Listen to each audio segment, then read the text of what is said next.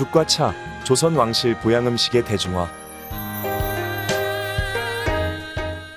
이번 차시 수업을 통해서 여러분은 조선 국왕의 식단에 대해 설명할 수 있고, 조선 왕실의 보양식이 대중화되어 가는 과정을 통해 백성의 밥상과 비교할 수 있다. 하얀 죽과 잘 차려진 한상, 여러분들은 어떤 생각이 드십니까? 왕실에서는 무엇을 먹었을까요? 앞으로 살펴보도록 하겠습니다.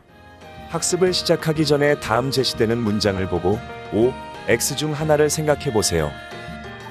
밥과 죽은 모두 쌀로 만든다.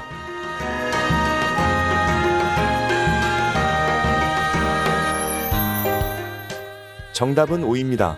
이번 시간에는 왕실의 보양식이 일반 대중에게 전달되는 과정을 살펴보겠습니다.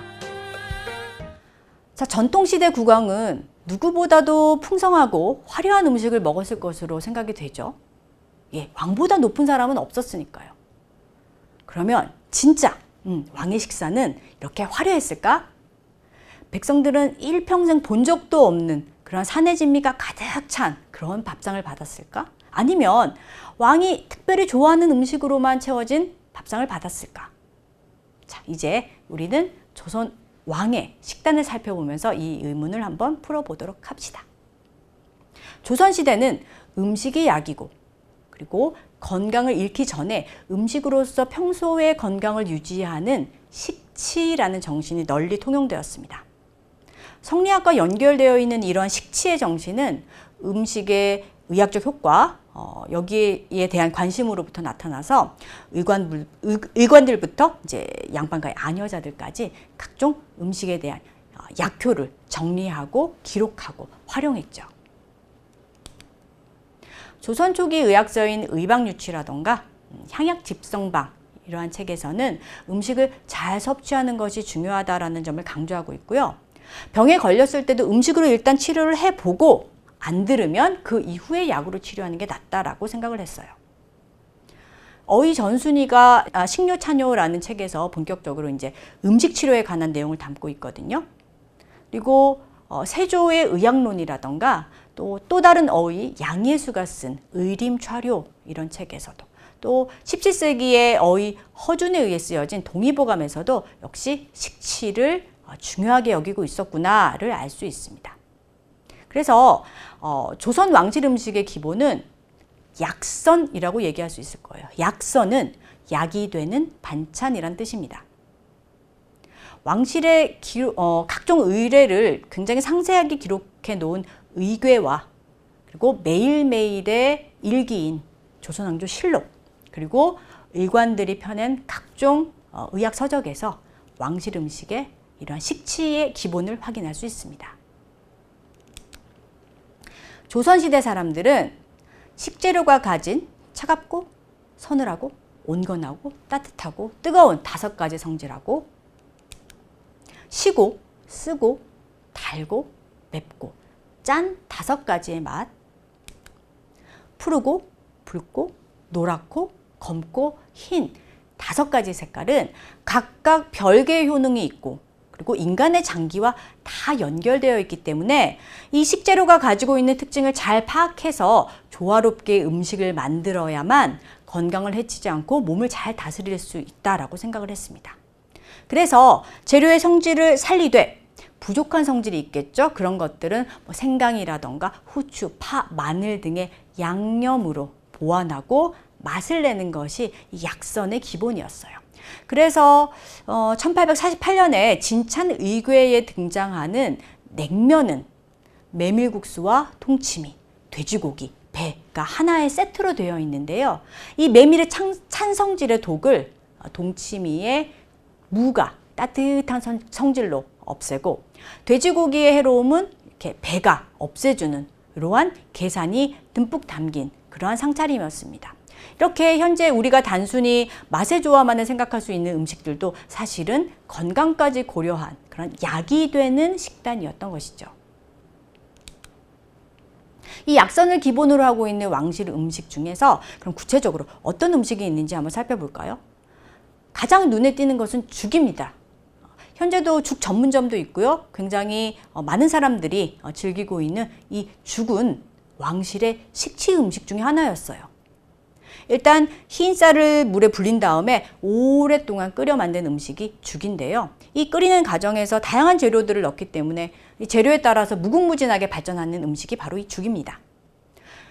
쌀을 비롯해서 뭐 여러 가지 곡물을 물과 함께 끓여낸 죽은 미음과 죽으로 이렇게 나누어질 수 있는데요. 재료의 10배 정도 물을 넣고 끓이면 미음, 그리고 재료의 한 5배 정도의 물을 넣고 끓이면 죽, 그리고 미음은 체에 걸러서 건너기가 없는 상태에 가깝습니다. 그래서 이렇게 만든 미음은 아기가 모유를 떼고 처음으로 접하는 음식이기도 했습니다. 이 쌀을 기본으로 한 죽이 대표적이지만 그 외에도 뭐 율무라던가 이제 팥, 콩, 녹두 이런 곡물들도 주 재료로 쓰였고요. 거기에 이제 호박이라던가 뭐 아욱과 같은 채소, 그다음에 닭과 전복과 같은 뭐 육류, 어패류, 그다음에 견과류, 뭐 밤이라던가 잣과 같은 이런 것들도 첨가물로 활용이 됐습니다.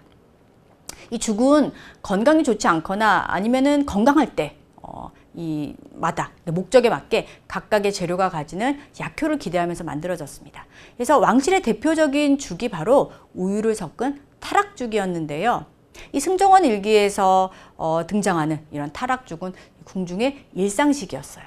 이 우유라는 것이 조선시대에는 흔한 음식이 아니었거든요. 그래서 왕실에서는 우유를 짤 수 있는 암소를 담당해서 기르기도 했습니다. 그리고 우유를 짤 때는 어이가 직접 감독하도록 하고 있어요. 그래서 항상 신선한 양질의 우유가 궁중에 공급이 될 수 있었겠죠. 그래서 이 타락죽은 왕실이나 양반 사대부 가문에서 한정적으로 접할 수 있는 굉장히 귀한 죽이었어요. 특히 육식이 금지되어 있는 그 상중에는 고기 단백질을 보충할 수 있는 이 타락죽이 매우 유용하게 활용이 되었죠. 그 외에 궁중에서 진상되었던 죽들은 뭐 흰죽이 대부분이었지만 왕의 그때그때의 건강 상태에 따라서 효능을 낼 수 있는 죽들이 올라갔어요. 이를테면 열이 오를 때는 열을 내려주는 녹두죽, 연자죽. 기운이 나게끔 하려면, 그리고 갈증을 해소하기 위해라면 청량미죽, 그다음에 설사가 날 때는 산약죽, 그리고 구토할 때는 율무죽, 피를 토할 때는 부추죽, 또는 배변에 문제가 있다, 장에 문제가 있다 할 때는 흑임자죽 같은 것들이 왕의 밥상에 차려졌습니다. 이 특별하다고 할 수 없는 이런 죽들은 왕실뿐만이 아니라 일반에서도 널리 이용이 돼서 이 청장관 전서라는 책에서는 거리에서 죽 파는 소리가 흔히 들린다 이렇게 얘기하고 있고요. 임원 16지라는 책에서는 아침죽이 위장 건강에 가장 좋은 음식이다 라고 이야기하고 있습니다. 그래서 다양한 조선시대의 조리서들은 모두 이 죽 조리법과 효능을 담고 있어서 죽은 왕실의 보양식이기도 했지만 또 양반 사대부 그리고 저작거리에서도 흔히 소비되는 아주 굉장히 대중적인 음식이었다는 점을 알 수 있습니다. 흰 쌀밥은 한국인의 주식이죠. 어느 반찬하고도 잘 어울리고요. 근데 이 하얀 쌀밥이 부의 상징이었던 적도 있었는데요. 그러다 보니까 이 쌀을 마련할 여유가 없으면 뭐 보리나 콩과 같은 다른 곡류를 섞어서 밥을 지어 먹기도 했습니다. 근데 조선의 왕들은 이 잡곡밥, 이렇게 흰 쌀밥이 아니라 다른 곡물을 섞어 만든 잡곡밥을 보양식으로 먹었어요. 그래서 팥, 보리, 콩, 조, 기장 이런 것들을 섞어서 먹는 잡곡밥이 이 내장을 보호하고 원기를 회복하는 목적으로 많이 활용이 됐습니다. 그 외에 양반가의 조리서들을 보면 감자, 대나무 열매, 연근, 밤, 곶감 이런 것들도 밥에 넣고 있어요. 왕실의 보양식으로는 차도 될 수 있습니다. 원래 차라고 하면은 차나무의 잎을 가공해서 우려 먹는 것을 뜻하는 것이었고요.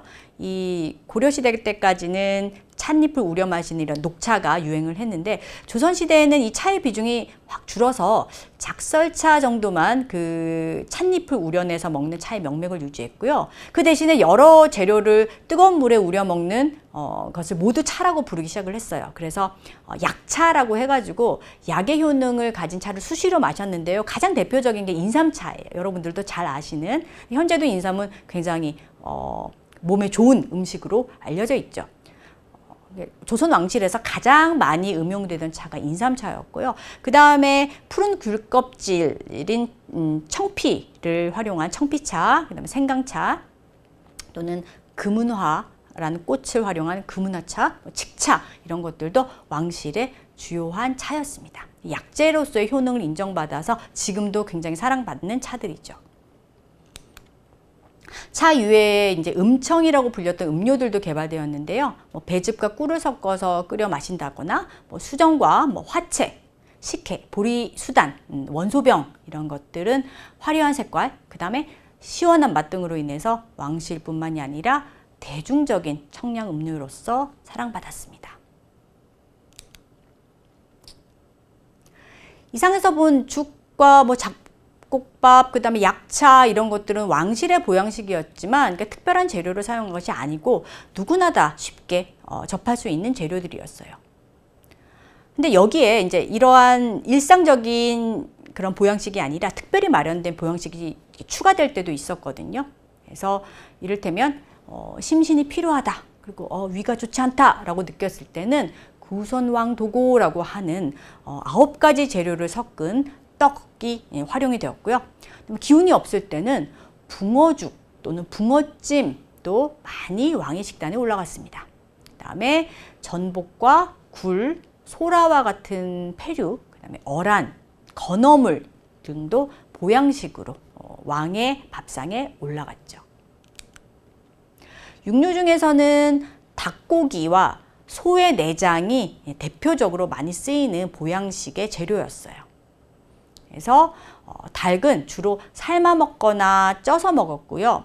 메추라기는 민간에서 회로 먹으면 여러 가지 병에 좋더라라는 얘기를 듣고 영조가 회로 먹기도 했습니다. 또 소의 내장을 삶아 먹으면 원기가 회복된다라는 이야기가 있어서 이것도 활용이 되었고요. 그리고 이 쓴 약과 함께 먹을 수 있는 사탕과 엿과 같은 이런 달콤한 음식도 일종의 보양식으로 여겨졌습니다. 이런 음식들은 일상적으로 매일 먹는 음식은 아니었지만 그렇다고 오로지 왕만 먹을 수 있었다? 이런 음식들도 아니었었어요. 승정원 일기에서는 이 영조가 입맛이 굉장히 까다로운 미식가로 등장을 하고 있습니다만 이 조선의 왕 중에서 가장 오래 살기도 했어요. 80세를 넘게 살았는데 평소에 음식에 대해서 관심이 굉장히 많은 그러한 모습을 보이고 있거든요. 그래서 이 재료는 이렇게 하면 좋더라, 저렇게 하면 좋지 않더라, 비려서 못 먹겠더라, 이런 여러 가지 본인의 호불호를 이렇게 분명히 얘기하기도 하고요. 건강에 도움이 된다면 먹기 싫은 음식도 내가 억지로 먹는다, 이런 얘기도 하고 있어요. 그리고 짜거나 기름이 많은 음식 이런 것도 좋아하지 않았거든요. 그리고 식사의 횟수도 줄였습니다. 그래서 왕이 누릴 수 있는 굉장히 그런 풍성한 식단을 스스로 굉장히 절제하는 방식으로 건강을 유지했던 것으로 보여요. 그리고 여기에 이제 늘상 차와 죽, 잡곡밥 이러한 일상의 보양식을 함께 했죠. 그래서 특별하지 않은 그러한 왕의 식단을 완성한 사람이 영조라고 볼 수 있습니다. 당대 최고의 의사들이었던 어의들의 연구로 완성된 왕실의 식치 음식들은 이 오픈 궁궐 담장 안에서만 애용됐던 건 아니거든요. 양반 관료인 서유구가 쓴 임원경제지라는 책에서는 각종의 식치 음식을 망라해서 정리를 했고요. 그리고 내의원 의관이 쓴 소문사설에서는 아예 식치편이 따로 있습니다. 그리고 여기에서는 궁궐 조리사들인 숙수로부터 들은 왕실의 식치 음식을 이렇게 정리해서 기록을 하고 있어요. 이렇게 왕실의 음식에 대해서 잘 알고 있는 사람들이 특별하지 않은 재료를 사용한 음식을 정리해서 알림으로써 민간에도 왕실의 식치 음식이 널리 퍼지게 됐죠. 평범한 재료로 이루어진 왕실의 식치 음식 어때요? 쉽게 접할 수 있으니까 사람들에게 쉽게 퍼져나갔겠죠. 그래서 결국은 이 왕과 백성의 음식은 별로 다르지 않았다. 또 정조는 의관에게 명령해서 제중신편이라는 책을 짓게 하고요. 이걸 아예 민간에 공개할 목적으로 만들어요. 이것은 의학서이자 이제 식치 음식 소개서인데요. 이렇게 민간의 공개를 목적으로 마련된 식치 음식 소개서가 있다라는 것은 역시 왕과 백성이 같은 음식으로 식치의 정신을 현실화했다라고 볼 수 있는 대목입니다. 자, 조선시대에는 음식으로 치료하는 식치가 건강의 기본이 되었죠. 이 대표적인 매일매일의 식치 음식은 죽, 밥, 차 이런 곳에 들 수가 있고요.